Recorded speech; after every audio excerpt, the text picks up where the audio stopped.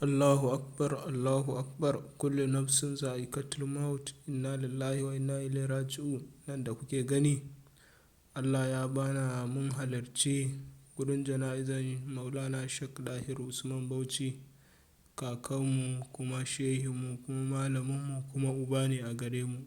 Allahu akbar. Nan ana dai cikin dindirunzon jama'a ne, mu muna ta ɗan baya ne inda muka samu halartar wannan sallah. Allah gafarta mai, Allah sada shi ga Annabi Muhammadu Sallallahu Alaihi Wasallam. Allah gafarta mai. Hakika mun yi babban rashin da ba za mu taɓa mantawa da shi ba, sai dai mu ce inna lillahi wa inna ilaihi raji'un. Allah gafarta mai, Allah gafarta mai, Allah ka sa ya huta, Allah gafarta mai, Allah ka sada shi da manzon tsira Sallallahu Alaihi Wasallam. Wassalamu alaikum wa rahmatullahi.